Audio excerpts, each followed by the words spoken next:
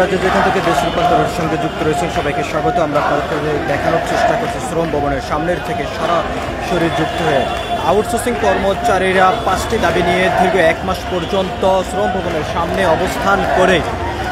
অবস্থান কর্মসূচি তারা চালিয়ে যাচ্ছেন। তবে আজকে একটি লং মার্চের ডাক দিয়েছেন এবং সেই লং মার্চের ডাকে আউটসোর্সিংয়ের বিভিন্ন কর্মচারীরা এখানে এসে জড়ো হয়েছেন এবং এখান থেকে তারা যেমনটি জানিয়েছেন তাদেরকে বারবার সরকারের পক্ষ থেকে আশ্বস্ত করলে এখনও পর্যন্ত কোনো ধরনের সিদ্ধান্ত তাদের পক্ষে আসেনি, যার কারণে শ্রম ভবনের সামনের থেকে সচিবালয়ে একটি লং মার্চের তারা ডাক দিয়েছেন। এবং সেই 5টি দাবির সম্পর্কে যদি আমরা আপনাদেরকে জানিয়ে রাখতে চাই, আউটসোর্সিং, দৈনিক মজুরি ভিত্তিক এবং প্রকল্প ভিত্তিক কর্মীদের ঠিকাদার প্রথা বাতিল করে চাকরির নিশ্চয়তা প্রদান করতে হবে সর্বপ্রথম কিন্তু তাদের এই দাবিটি। এবং তার দ্বিতীয় দাবিটি যদি আমরা আপনাদেরকে জানিয়ে রাখতে চাই, একই কাজে 2 রকম সুবিধা থাকা যাবে না, সমান সুযোগ সুবিধা দিতে হবে, ইচ্ছেমতো দক্ষ জনবলকে বিনা কারণে চাকরিচ্যুত করতে পারবে না।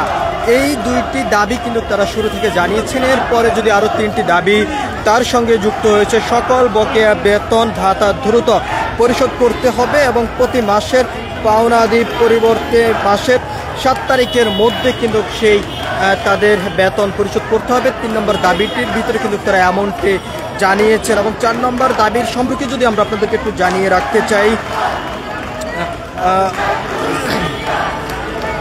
অন্যায়ভাবে চাকরিচ্যুত এবং পুনর্বহাল করতে হবে এবং কর্মস্থানে ছুটির দিন সহ বিভিন্ন সুযোগ সুবিধা কিন্তু তাদেরকে দিতে হবে। এবং 5 নম্বর তারা যে দাবিটি জানিয়েছেন, শ্রমজীবী মানুষের অধিকার প্রতিষ্ঠা, শ্রম সংস্কার কমিশনের সুপারিশ দ্রুত ব্যবস্থা বাস্তবায়ন করতে হবে। এই 5টি দাবি নিয়ে তারা দীর্ঘ 1 মাস পর্যন্ত শ্রম ভবনের সামনে তারা অবস্থান কর্মসূচি তারা চালিয়ে যাচ্ছেন। আমরা আপনাদেরকে দেশ রূপান্তরের ক্যামেরার মাধ্যমে একটু দেখানোর চেষ্টা করছি।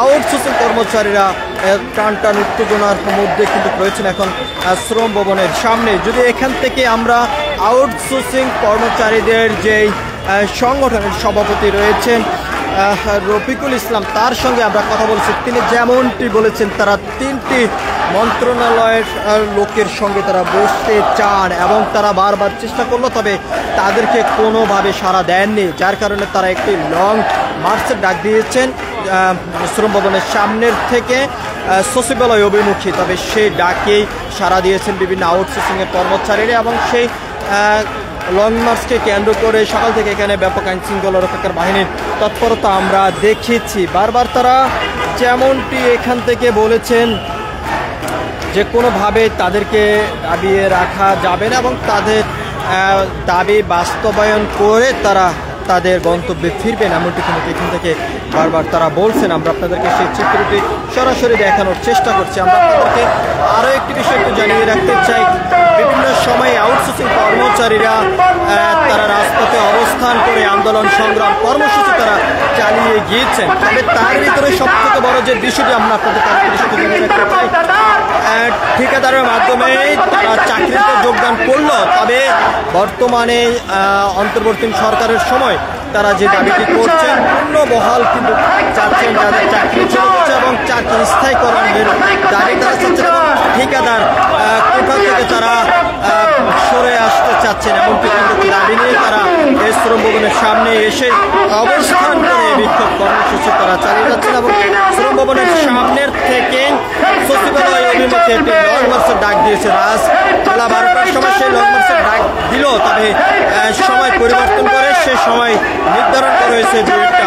তবে এখনো পর্যন্ত তারা সেই সিদ্ধান্ত পৌঁছাতে পারেননি। তবে বারবার প্রশাসন তাদেরকে আশ্বস্ত করে যাচ্ছেন, তবে সেই আশ্বস্ত কিন্তু তারা মানছেন না। যার কারণ হলো তারা বারবার যেমনটি বলছেন প্রশাসনের পক্ষ থেকে বারবার তাদেরকে আশ্বস্ত করা হয়েছে এবং সরকারের পক্ষ থেকে বারবার আশ্বস্ত করা হয়েছে। সেই আশ্বস্ত নিয়ে সেই আশ্বস্ত বিশ্বাস করে তারা বারবার তাদের কর্মস্থানে ফিরে গিয়েছেন, তবে সেই আশার আলো এখন পর্যন্ত তারা দেখেননি, এমনটি অভিযোগ করে এখান থেকে তারা আউটসোর্সিং কর্মচারীরা বলে যাচ্ছেন। আমরা আপনাদেরকে আরো বিষয় জানিয়ে রাখতে চাই, এখান থেকে আজকে তারা যেমনটি বলছে তত সময় পর্যন্ত তাদের দাবি বাস্তবায়ন না হবে তত সময় পর্যন্ত তাদের এই আন্দোলন সংগ্রাম কর্মসূচি চলমান থাকবে, এমনকি এখান থেকে তারা বলছেন। সবকিছু মিলিয়ে ছিল শ্রম শ্রম ভবনের সামনের থেকে এখনকার মতন আমার কাছে সর্বশেষ। পরবর্তী আপডেট পেতে সবাই দেশ রূপান্তরের সঙ্গে থাকুন। ধন্যবাদ সবাইকে।